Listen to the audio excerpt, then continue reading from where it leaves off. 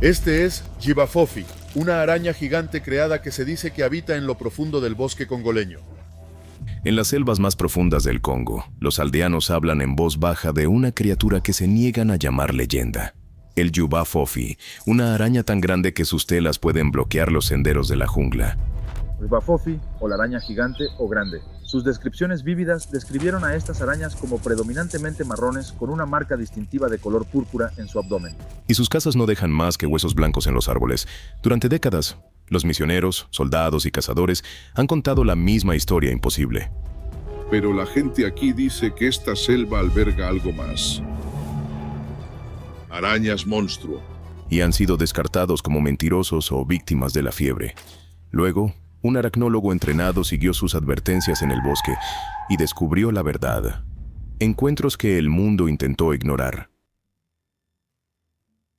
Las primeras advertencias sobre la araña gigante, Jibafofi, vinieron de personas que desaparecieron, apenas sobrevivieron, y personas que vieron algo tan grande y antinatural que las autoridades se negaron a creerles.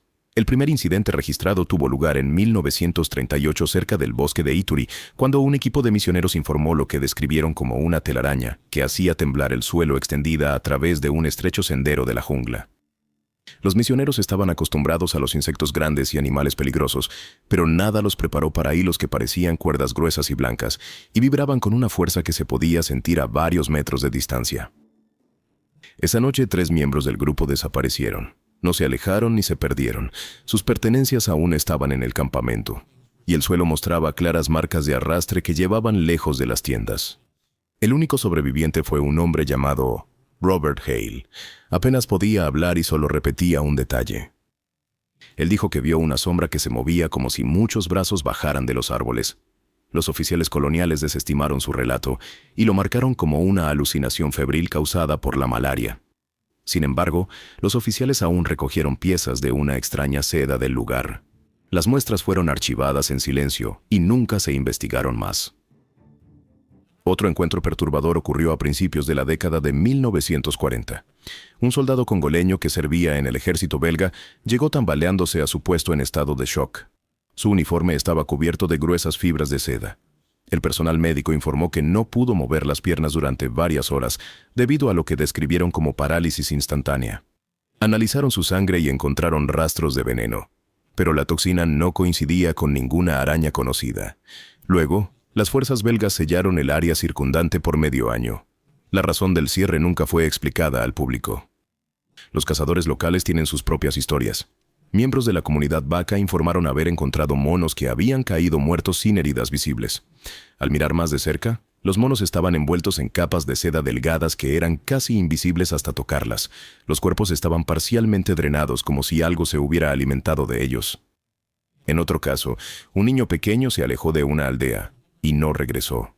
El grupo de búsqueda encontró ropa rasgada junto a un gran hundimiento en el barro. La impresión parecía una huella, pero era más ancha que cualquier pista humana y más profunda que cualquier marca dejada por un gorila. Los científicos a principios del siglo XX ignoraron estos informes. Investigadores occidentales afirmaban que las historias eran exageraciones o folclore. Esta actitud permaneció incluso cuando los primeros exploradores documentaron telarañas lo suficientemente grandes como para bloquear senderos enteros. Un zoólogo en la década de 1920 escribió en sus notas que a menudo sentía fuertes vibraciones sobre él, como si algo grande se moviera de rama en rama. Supuso que era un mono, pero el patrón de movimiento no coincidía con ningún primate conocido. Sus notas fueron archivadas, pero nunca investigadas. Si los primeros testigos describieron al mismo monstruo una y otra vez, la verdadera pregunta es, ¿qué sabían las tribus del bosque que los forasteros se negaron a entender? La leyenda que las tribus se negaron a contar completamente. Durante generaciones, las comunidades Baka e Imbuti han vivido con el conocimiento de que algo enorme se mueve por la selva. No tratan al Jibafofi como una leyenda o una herramienta de enseñanza, lo tratan como un animal real con reglas, patrones y reacciones que deben ser respetadas. Cuando los forasteros escuchan el nombre por primera vez, asumen que es la única palabra que usan las tribus. Los ancianos explican rápidamente que Jibafofi es una versión suavizada destinada a los viajeros. El nombre real se usa solo dentro de reuniones controladas durante el día porque se cree que pronunciarlo después del anochecer atrae a la araña. Esta creencia se basa en la idea de que la criatura puede detectar vibraciones de sonido a largas distancias. Las tribus siguen reglas no escritas que parecen simples a primera vista, pero están arraigadas en la supervivencia. Ciertos caminos para caminar son evitados completamente. No por superstición, sino porque se sabe que en esos caminos hay silencio repentino y total. Los cazadores dicen que cuando los pájaros, insectos y ranas dejan de hacer ruido al mismo tiempo, hay un gran depredador presente. El silencio en la selva tropical nunca es natural, por lo que esas áreas se consideran parte del territorio de la araña. Los aldeanos no desafían esto, simplemente reorganizan sus vidas alrededor del peligro. Otra práctica consiste en dejar ofrendas bajo árboles específicos. Estos regalos generalmente incluyen pequeñas piezas de carne o fruta. Las tribus insisten en que esto no es adoración. Es un signo de respeto destinado a hacer que la araña ignore la presencia humana. Los ancianos explican que hace generaciones estas ofrendas redujeron la cantidad de desapariciones inexplicables. Ya sea que esta explicación sea precisa o no, la práctica continúa sin cuestionamiento. Las historias sobre la llamada Madre Guardiana muestran cuán profundo es esta creencia. Según las tribus, la araña masiva que describen los cazadores siempre es una hembra. Dicen que controla un amplio territorio que se extiende por partes del bosque a las que los forasteros rara vez entran.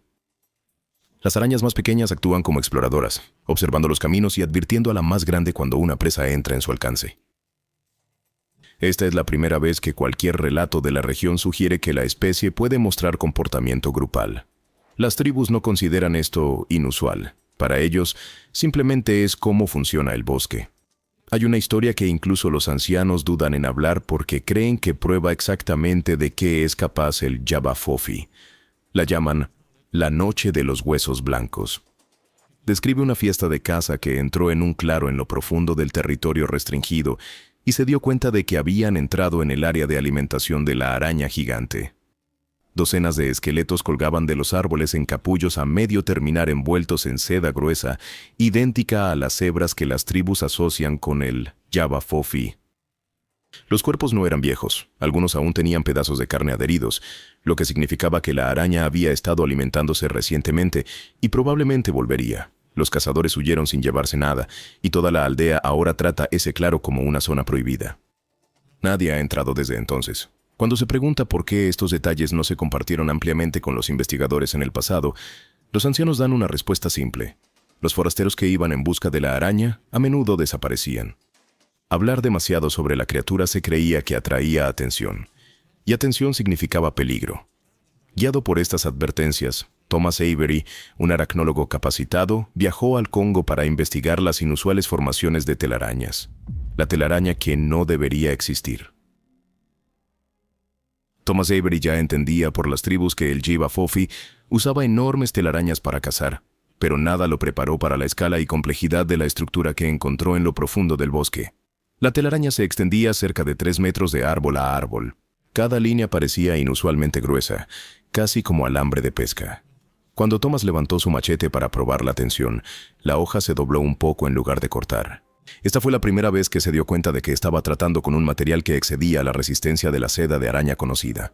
Thomas recolectó varias hebras y luego confirmó a través de un equipo de campo portátil que la seda contenía cadenas de proteínas inusuales que podían unirse a metales traza en el suelo.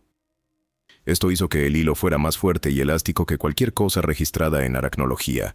La telaraña también mostraba signos de que la araña se había alimentado recientemente. Thomas examinó la seda y encontró plumas que estaban parcialmente disueltas. Él encontró huesos de ave que habían sido rotos en secciones limpias, lo que sugería un depredador lo suficientemente fuerte como para romper huesos rápidamente. Una pierna seca de una especie de antílope pequeño llamado duiker todavía colgaba de una esquina. También había un trozo rasgado de lo que parecía ser una camisa humana atrapada cerca de la sección inferior de la telaraña.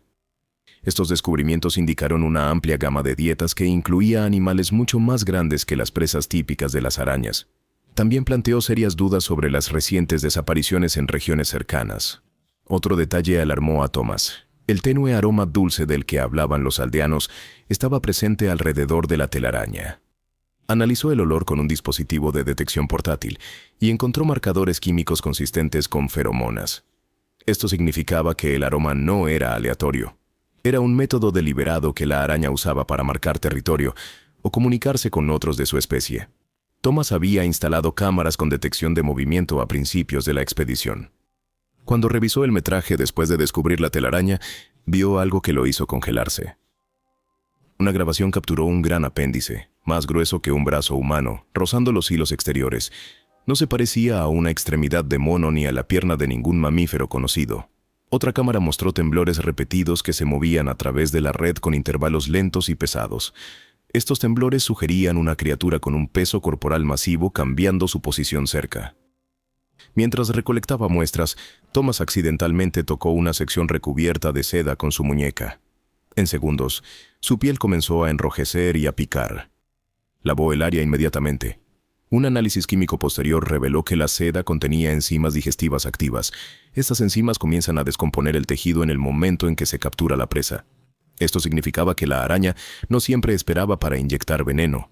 La seda en sí misma podría comenzar el proceso de alimentación mientras la presa aún estaba viva.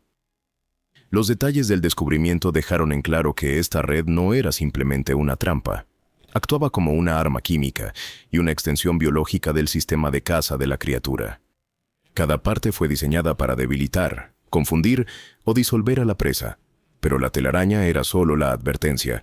Lo que vino después demostró que el Jabba Fofi no estaba evitando a los humanos, los estaba estudiando. El ataque en el dosel. Thomas Avery continuó adentrándose en la selva tropical con su guía, Inoche, con la esperanza de documentar más pruebas del Jabba Fofi. Se movían despacio y permanecían alerta porque el bosque se sentía diferente ahora. El aire estaba pesado, los insectos estaban callados, incluso las hojas parecían quietas. Thomas levantó su cámara para capturar la disposición de los árboles, pero antes de que pudiera comenzar a filmar, escuchó un fuerte crujido sobre su cabeza. Sonó como una rama gruesa rompiéndose bajo peso. Otro crujido siguió, luego un rápido temblor en el dosel. Algo grande se movía por las capas superiores del bosque. Thomas apuntó su linterna hacia arriba. El haz solo alcanzó las ramas más bajas, pero el movimiento continuó más arriba. De repente, una enorme sombra cayó a través de las hojas. La fuerza de su descenso sacudió los árboles cercanos y esparció escombros sueltos en un amplio círculo. Hojas llovieron en racimos. Thomas retrocedió tambaleándose cuando la forma aterrizó en una rama lo suficientemente gruesa como para soportar a una persona. La criatura se quedó quieta al principio. Cuando las hojas finalmente se asentaron, lo vio claramente. Las patas eran increíblemente largas, como fuertes extremidades de madera que se extendían en múltiples direcciones. El cuerpo tenía el tamaño del torso de un hombre adulto, hinchado y pesado. Sus ojos reflejaban la luz con un tenue brillo dorado. Thomas se dio cuenta de que la araña lo estaba observando directamente. No mostraba confusión ni vacilación.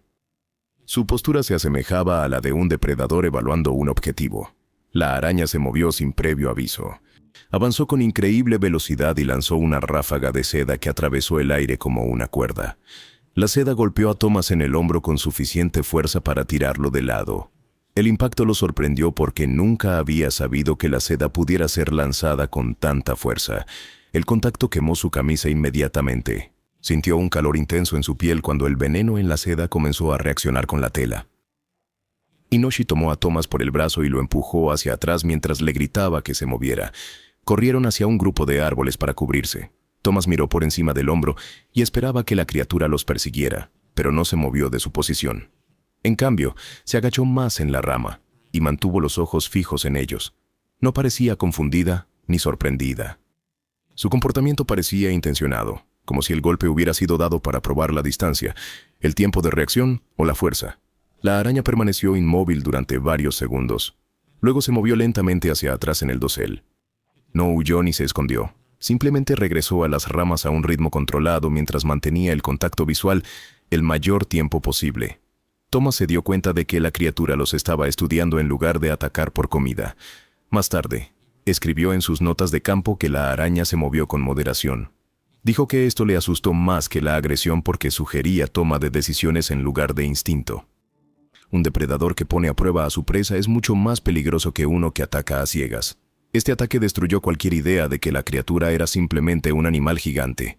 Thomas necesitaba respuestas, y la biología del monstruo reveló horrores que la evolución nunca debería haber permitido. Biología de un monstruo. Thomas Avery esperaba que el Jabba Fofi fuera peligroso, pero asumió que las tribus entendían a la criatura mejor que nadie.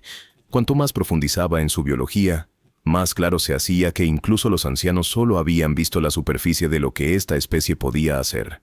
Las leyendas eran advertencias basadas en el miedo, pero la evidencia científica apuntaba a algo mucho peor. Esto no era una araña gigante con fuerza inusual. Este era un depredador moldeado por la evolución de manera que desafiaba los límites normales. Thomas comenzó con el patrón de alimentación. Las historias de la tribu afirmaban que la araña se alimentaba raramente, y su investigación lo confirmó. La Jabba Fofi tenía una tasa metabólica extremadamente baja que le permitía sobrevivir con solo 3 o 4 presas importantes cada año. Esto significaba que la criatura podía permanecer inmóvil durante largos periodos mientras esperaba que un objetivo vagara en su territorio. Lo que las tribus no sabían era lo que sucedía después de que la presa era capturada. El veneno causaba parálisis total en pocos minutos, pero no apagaba la conciencia. La presa a menudo permanecía consciente durante horas mientras la araña se alimentaba. La Jabba Fofi disolvía el tejido externamente y lo consumía lentamente, lo que significaba que las víctimas experimentaban todo el proceso sin poder moverse o pedir ayuda. Un análisis más detallado de la seda reveló una capa adicional de horror que las leyendas nunca describieron. El veneno contenía compuestos que interferían con el cerebro. Estos compuestos producían confusión, miedo y alucinaciones vívidas. Esto explicó por qué muchos aldeanos hablaban de espíritus o figuras extrañas moviéndose entre los árboles durante los ataques. No estaban viendo seres sobrenaturales. Estaban experimentando los efectos secundarios neurológicos del veneno mientras la araña los mantenía inmovilizados. Las víctimas no simplemente morían por la mordedura. Sus sentidos se descomponían uno por uno, dejándolos atrapados entre la conciencia y la parálisis mientras la araña se alimentaba a su propio ritmo. La estructura del cuerpo del Jabba Fofi también contradecía todo lo conocido sobre las arañas. Los fragmentos de exoesqueleto que Thomas recuperó estaban reforzados con depósitos minerales. Esto le dio a la concha una fuerza similar al hueso, y permitió que la araña resistiera impactos de grandes mamíferos. Las tribus creían que la araña evitaba la confrontación, pero Thomas aprendió que evitaba el conflicto porque había aprendido métodos de caza más efectivos, no porque le faltara fuerza. Thomas también encontró impresiones en el suelo cerca del campamento. Cada noche, las marcas se acercaban más. La araña no estaba deambulando, los estaba siguiendo. Sus movimientos cambiaron en respuesta al comportamiento del equipo. Evitó las cámaras. Hizo un círculo a favor del viento. Se acercó silenciosamente cuando el equipo descansaba y se retiraba cuando se movían. Esto indicó una observación deliberada. Todo lo que Thomas descubrió probó una verdad aterradora. El Jabba Fofi no era simplemente una leyenda malinterpretada por los forasteros. Era una especie que evolucionaba en inteligencia, estrategia y conciencia de formas que nadie había predicho. Todavía conmocionados, Thomas e Inoshi se adentraron más en el bosque. Lo que encontraron a continuación demostró que la leyenda estaba equivocada de la peor manera posible. El nido que ningún humano debía encontrar. Thomas Avery creía que estaba rastreando a una sola criatura. Cada pista sugería un depredador enorme que vivía solo en un vasto territorio. Esa creencia se derrumbó en el momento en que él e Inoshi siguieron un patrón de suelo perturbado hasta una sección del bosque donde varios árboles grandes habían caído en la misma dirección. Al principio, parecía un simple daño por tormenta. Entonces Thomas notó que el suelo debajo de los troncos estaba hueco. El colapso había expuesto una abertura en la tierra, y aire cálido pulsaba hacia arriba desde la oscuridad. Thomas sintió que la temperatura subía a medida que se acercaba. El calor no era natural. Sugería un entorno controlado mantenido por algo vivo en el interior. Se bajaron por la abertura y llegaron a una cámara que se extendía lejos bajo el suelo del bosque. En el momento en que la luz de Thomas golpeó las paredes, se dio cuenta de que la leyenda no lo había preparado para lo que estaba viendo. Docenas de enormes sacos de seda alineaban la cámara. Cada saco tenía aproximadamente el tamaño de una calabaza. Thomas contó más de 40 antes de detenerse. Un número de ellos estaban abiertos. Otros mostraban signos de eclosión. Las telas de seda subían por las paredes y desaparecían en las grietas que conectaban con la superficie. Esto significaba que las arañas no solo se estaban reproduciendo, sino que ya habían comenzado a dejar el nido. Thomas movió el haz de su linterna nuevamente y vio movimiento en el extremo más alejado de la cámara. Varias figuras de forma extraña surgieron de las sombras y comenzaron a circular. No eran adultos. Sin embargo, incluso en su tamaño más pequeño, eran lo suficientemente grandes como para matar a un humano. Sus cuerpos alcanzaron la altura de la cintura de un hombre. Sus movimientos estaban coordinados. Las arañas se movían a la izquierda y a la derecha al mismo tiempo antes de apretar lentamente el círculo. Este nivel de comportamiento grupal mostró que la cooperación no estaba limitada a los adultos. Era una parte natural del desarrollo de la especie. Mientras Thomas retrocedía, casi pisó algo que lo hizo detenerse. Parcialmente enterrado en el suelo había una bota rota. Junto a ella había una lente agrietada de una cámara. A unos centímetros más adelante, había huesos humanos astillados dispuestos en un semicírculo. Los huesos eran blancos y limpios, una señal de que las enzimas habían eliminado todo el tejido orgánico. Había demasiados para pertenecer a una sola víctima. Thomas contó varios fémures y costillas. Alguien los había colocado deliberadamente después de alimentar. Quedó claro que el nido había sido visitado por humanos mucho antes que él e Inoshi, y ninguno había escapado. Una vez que Thomas entendió la estructura del bosque arriba, el comportamiento de las gigantescas telarañas finalmente tuvo sentido. Una gran sección de árboles que rodeaba el nido estaba envuelta con telarañas de trampa. Estos no eran trampas al azar. Estaban diseñados para guiar a la presa hacia la cámara subterránea. Cuando la presa golpeaba las cuerdas, las vibraciones viajaban por el suelo y alertaban a las arañas. El bosque no solo era un terreno de caza, era un embudo que dirigía a las criaturas vivientes hacia el nido donde los juveniles podían alimentarse y crecer. La realización cambió todo lo que Thomas creía sobre la leyenda. Las tribus habían advertido de un guardián porque asumieron que los avistamientos apuntaban a una sola criatura. La verdad, fue mucho peor. El Jabba Fofi no era un sobreviviente solitario de una especie olvidada. Era parte de una colonia de reproducción oculta debajo de uno de los bosques más remotos del mundo. Aterrorizado y abrumado, Thomas entendió que revelar este descubrimiento podría provocar un pánico generalizado o provocar intentos de capturar la especie. También sabía que necesitaba irse antes de que las arañas cerraran el círculo completamente. Sin embargo, escapar del bosque resultaría mucho más complicado que entrar en él. El encubrimiento que prueba que existe. Thomas Avery creía que escapar del bosque le brindaría seguridad. Creía que regresar al campamento base le daría tiempo para organizar sus notas, preservar las muestras que recogió y enviar una advertencia a la comunidad científica. En cambio, en el momento en que llegó al campamento, se dio cuenta de que algo estaba terriblemente mal. Varios contenedores de almacenamiento estaban abiertos, sus cuadernos estaban dispersos, las tarjetas de memoria de su cámara principal faltaban. Incluso el estuche rígido que usaba para el almacenamiento de respaldo había sido vaciado. No había señales de entrada forzada visibles. Alguien había revisado todo en silencio y con propósito. Thomas activó su comunicador satelital para llamar a la evacuación, pero el dispositivo no encendía. Horas antes, estaba completamente cargado. Revisó la batería, el cableado y cada configuración, pero nada respondía. Era como si el dispositivo hubiera sido desactivado de forma remota.